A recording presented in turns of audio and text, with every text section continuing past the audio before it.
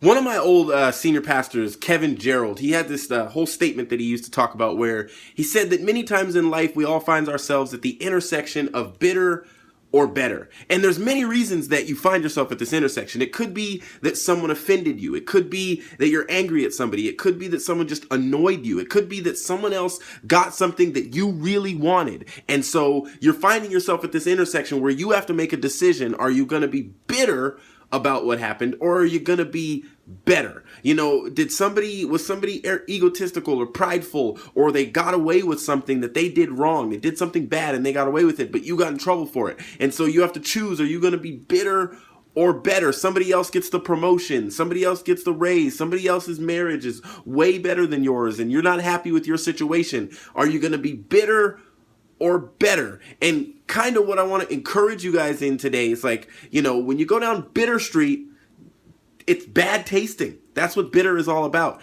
And it's not bad tasting to the person that offended you or the people or the situation. It's bad tasting to the other people in your life. Your attitude might taste bad. Your facial expressions might taste bad. The way you talk might taste bad. But when you go down better street, you actually are improving other people's lives. And it's like, oh, taste and see that the Lord is good. And when you're walking down better street, that fruit, the love, joy, peace, long suffering, meekness, kindness, gentleness, and self-control, Galatians 5:22, that's what people get a taste of in your life. And you're going to come to this intersection a lot, all the time.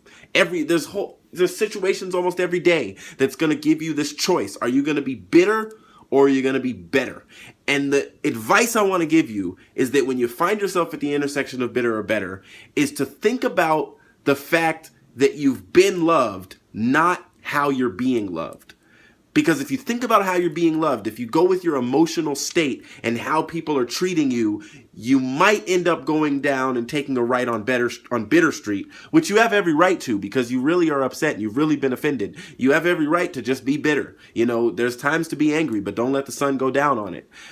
But choosing better street, it's more difficult, but it's a little bit easier if you think about that how you were loved and not how you're being loved. Now think about the fact that you were loved by God when you made him feel bitter, when you disappointed him with your thoughts or with your speech, when you're gossiping or when you're making bad decisions or you're sticking to a bad habit or you're just basically lying or going against the word even though you should be doing something else. You made a decision that made God be like, I could be bitter right now, but he always chooses better.